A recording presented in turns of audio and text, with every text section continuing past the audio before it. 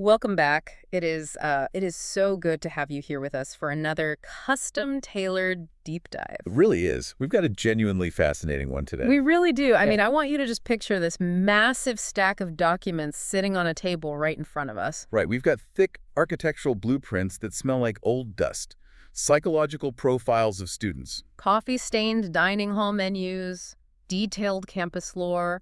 All of this is pulled from a magical institution known as Manaheim Academy. But we aren't looking at the whole school. We're zooming in on just one specific student housing division. The Azure Bears. And as I was, reading through these files, it kind of felt like discovering a hidden world that somehow perfectly mirrors the quietest, most overlooked parts of our own lives. It really is a unique collection of material, because when we usually encounter stories set in magical academies, the narrative focus is almost entirely on the loud, rule-breaking heroes. Yeah, the chosen ones. Exactly. We follow the chosen ones who shatter expectations, discover forbidden spells, and just leave a massive trail of broken institutional rules in their wake. But our mission for this deep dive is to look at the background. The people holding it all together. Right. We're going to explore the psychology of the load-bearing people, the dependable ones, the planners, the caretakers, the students who actually keep the castle from collapsing while everyone else is out saving the world. We're going to examine the hidden costs of being the person everyone else relies on. Because, let's be honest, based on these sources, magic in this universe seems to have a near-total disregard for timetables or structure. It is inherently chaotic. It's pure chaos. And what struck me first was how the Azure Bears Castle is engineered specifically to combat that chaos. Just looking at the architectural blueprints, you can clearly see it's built for endurance, not novelty. Yes, and the structural details are fascinating. There are these incredibly thick stone walls designed for heavy soundproofing, and the wards, the magical protective barriers placed around the dormitories, they don't prioritize extreme defense or magical power. No, they are specifically tuned to promote calm focus and uninterrupted rest. Even the fireplaces are real, strictly regulated, and older than most of the current students. Which made me wonder, why would a magical school focus so much on basic, non-magical, structural integrity? What makes perfect sense when you look at the core philosophy of the Azure Bears, which is outlined right there in their charter. Responsibility without performance, order without inflexibility. Right. The physical environment is deliberately designed to contain the chaos of magic without denying that it exists. Think about the psychological profile of a load-bearing person. They are statistically inclined toward overextension. Because they're always anticipating the next crisis. Exactly. The campus architecture actually recognizes this burden. It doesn't want to abstract more labor from these students. It wants to preserve their judgment over time. So the environment provides the baseline stability. So they don't have to build the walls themselves, metaphorically speaking. Precisely. The walls are thick and the wards are calming, so the students don't have to constantly generate that stability themselves. That makes the dining situation make a lot more sense, actually. I was looking at the menus for Blue Hall, which is their main dining area. The food intentionally lacks surprises. Which is very deliberate. Yeah, every single meal is strictly protein plus starch plus vegetable. For example, a Tuesday dinner is roast keef, which the lore notes is a type of Highland longhorn cattle served with stone fruit mash and a green leaf sauté. Or baked white pike with plain rice. Right. Reading it, I mean, it sounds like the most boring meal prep imaginable. No complex layers of sauces, no culinary theatrics. I initially thought it sounded almost punishing. You'd think so, but there is a massive psychological payoff to that simplicity. You don't need novelty to be nourished. Wow, that's a great way to put it. When your entire day is spent anticipating magical anomalies, managing interpersonal crises, and absorbing the ambient stress of hundreds of other students, a surprising or highly theatrical meal isn't a delight. It's just another variable you have to process. It's cognitive overload. Exactly. Blue Hall offers predictability. It's a space where students can simply eat and feel grounded without having to make complex choices. It heavily reduces their cognitive load. And when they need to decompress after a long day of carrying that load, the blueprints show they go to a space called the Watch. It's this cloister-adjacent room. It has fireplaces and these very specific sight lines where you can see everyone coming and going, so nobody can sneak up on you. It's all about creating a sense of safety. Yes, but the detail I loved most is the unspoken behavioral norm of the room. Conversations naturally end at a reasonable hour. If you raise your voice in the Watch, you have entirely misread the room. It's strictly for winding down. It actually made me stop and wonder, and I really want you to think about this as you listen. Do you have a blue hall or a watch in your own life? A physical space or a routine so reliable, so perfectly predictable that it actually cures your anxiety just by existing? That is the crucial question these spaces provoke. The architecture acts as a mirror for the students who inhabit it. The buildings are rigid because the people inside are desperate for a safe place to put down their guard. So let's unpack this and talk about those people, the actual guardians of this order within the Azure Bears, the planners and the The fixers. ones maintaining the systems. Right? I was looking through the student files and found Adam Schuler. He's essentially the unofficial hall monitor. He studies artificial magic, specifically focusing on warding. So he basically builds magical fences, barriers, and alarm systems. Yeah, and he walks the halls looking like someone is violating a safety procedure at this very second. He has this dry, unintentional wit that only surfaces when he's mid-correction. On paper, he sounds like someone who just wants to control everyone else. On the surface, perhaps. But here is the revelation you find when you cross-reference his psychological profile with the campus disciplinary records. Adam's name never appears in the commendations. Never. Never. Institutions don't document the people who keep the peace. They only document the rule breakers. For Adam, creating order isn't about dominance or power. Order is his proof of But it's existence. so heavy. It is. Yeah. And we see a different manifestation of that exact same drive in Rebecca Flammo, the librarian. Oh, she is fascinating. The notes say she radiates this terrifying institutional confidence. She catalogs absolutely everything, core traffic patterns, seating arrangements, even the behavioral habits of other people. But beneath that intense, almost intimidating organization is a profound internal anxiety. For Rebecca, cataloging the world is a survival mechanism. She fears that a single lapse in her attention could unravel the entire system. Her control is how she stays afloat in an ocean of variables. Then you have Kenny Brodnoxy. He's called the Guardian. He has flawless notes, a pristine uniform, and he always sits in the front row. He looks like your classic by-the-book student who just wants a gold star from the professors. But again, the personal profiles tell a much heavier story. Kenny doesn't follow the rules for praise. He follows them out of a deep ethical conviction. But he lives with this quiet terror that reliability is a one-strike profession. A one-strike profession. Yes, he genuinely believes that a single mistake will completely undo all the trust he's built. Yeah. He doesn't think he's loved for simply being Kenny. He thinks he is merely respected for being right. That is a crushing amount of pressure for a student to carry, and it extends beyond just the rule followers to the actual physical builders. Yeah. There's Danielle Lang, though she goes by Danny. She's a craftswoman, an artificer. She literally wears a tool belt slung low on her waist. I remember her file. There's a great story in the lore about her. Yes. A major set of structural charms misaligned in the East Wing, and it was threatening to collapse a corridor.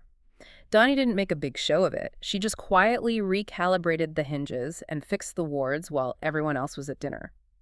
She is the steady background hum of a machine doing exactly what it should.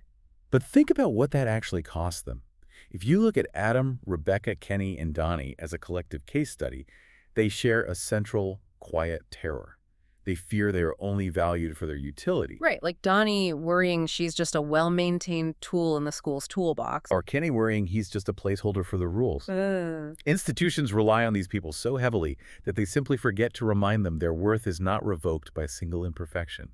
They're allowed to exist even when nothing needs fixing. Which transitions us perfectly into a slightly different but equally burdened group within the house. If the fixers are the walls of the Azure Bears, the caretakers are the gardens. And gardens constantly need to be watered. Exactly.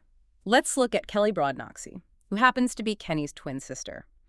She studies botanism, which is plant and flora magic. She is basically the garden mom of the house. The profiles note she's always walking around with a folded blanket and a thermos of tea. People just naturally gravitate toward her when they're falling apart. They do. She absorbs everyone's stress effortlessly. But the danger there is that caretaking can easily become a habit that overtakes your own landscape if it goes unexamined. Kelly absorbs all that stress, but feels that asserting her own needs would be an unfair burden on the people she's trying to heal. We see this exact dynamic with Sasha Parker, too. The summoner. Right. She focuses on summoning magic, the ability to pull objects or creatures to you. But her real manifestation of power is comfort. Yeah, she carries this massive tote bag filled with tissues, teas, and these little knitted bird charms she makes. The lore mentions that these bird charms physically warm up when someone nearby is in emotional distress. It's incredibly sweet. It is sweet. But Sasha's tragedy is that she equates her usefulness with self-erasure. To her, asking for help feels like an unforgivable imposition. And then there's Seth McDowell. He studies biometabolics, the magic of manipulating biological energy. But around the house, he's just known as the pizza man. Exactly. He's constantly bringing leftover pizza to campus from his family shop. He makes spaces warmer and friendlier just by walking into the room. Yet his internal profile reveals he is deeply worried that the affection he receives is entirely transactional. He thinks if he ever shows up empty-handed, he won't be welcomed. It's a common fear among caretakers. It reminds me of Katie Klaudersky, the baker. She's described as very soft-spoken, constantly hiding in these oversized clothes, highly self-conscious.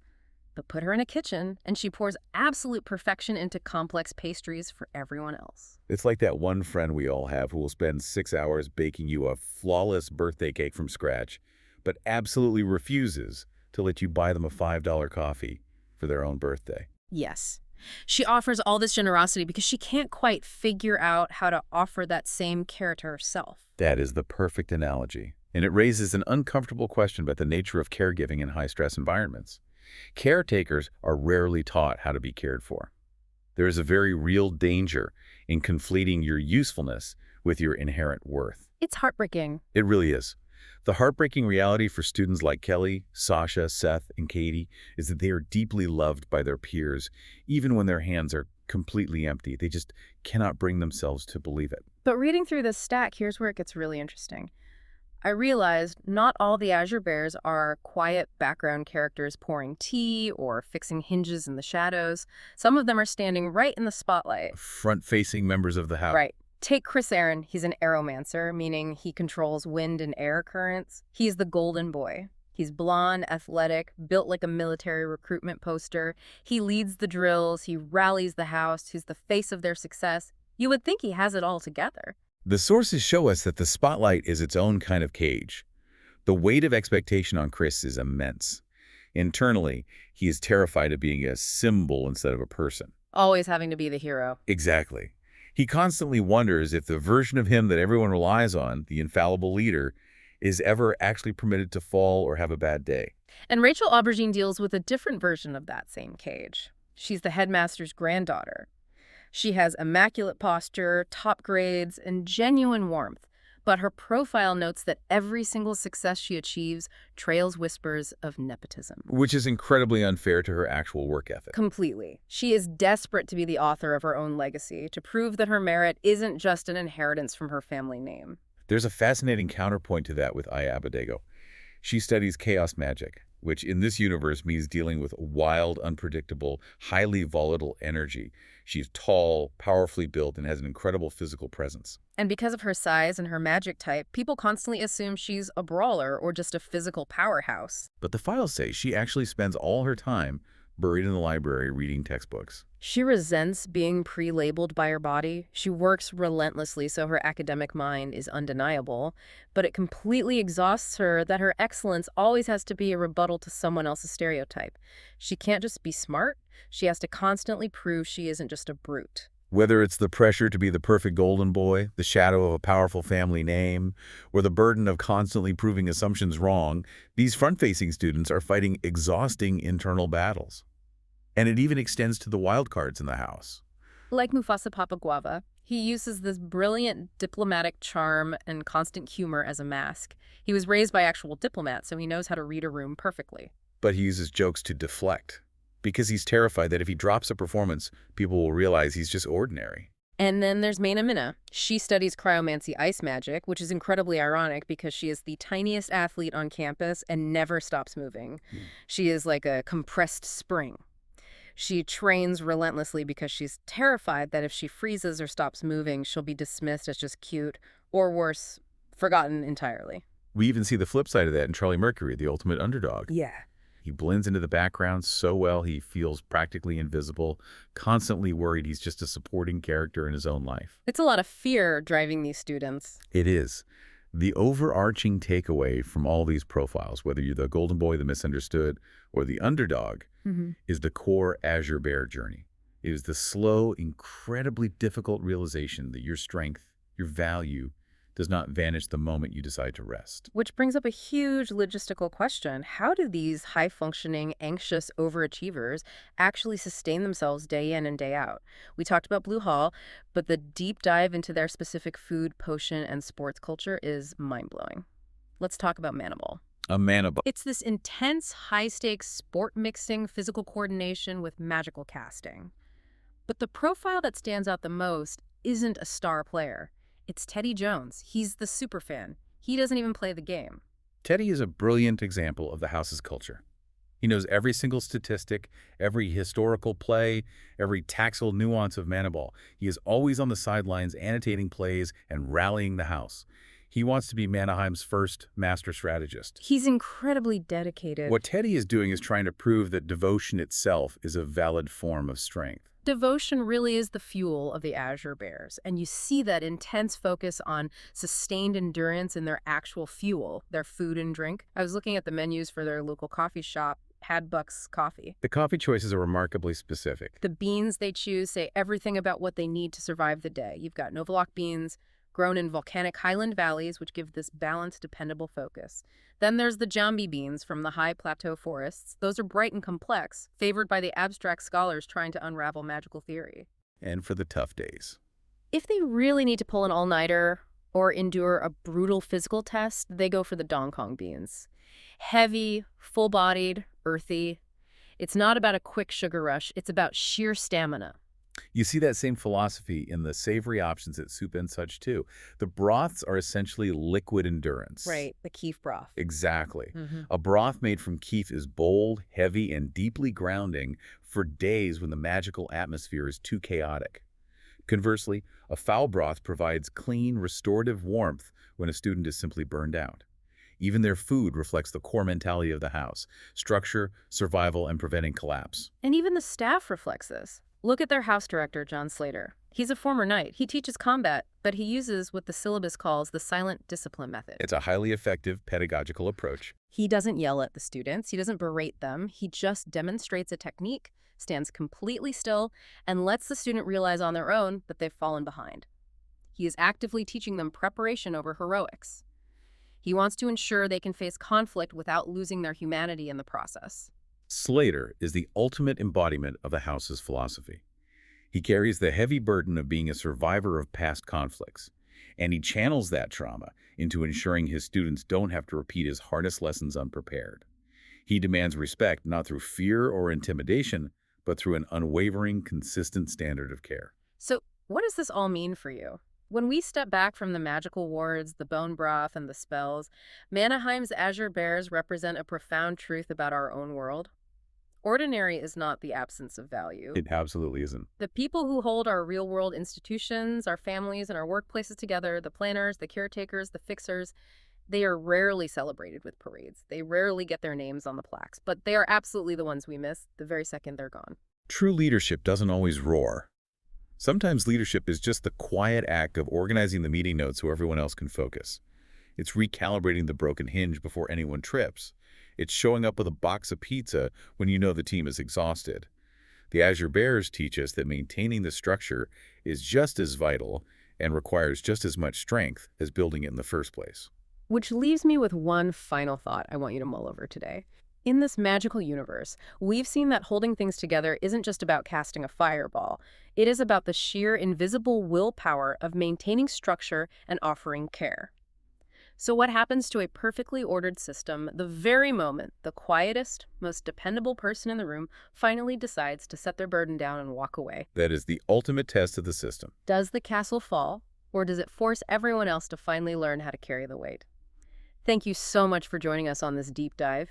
Take a moment today to appreciate the Azure Bears in your own life, and if you realize that you are the Azure Bear, please finally give yourself permission to rest. We'll catch you next time.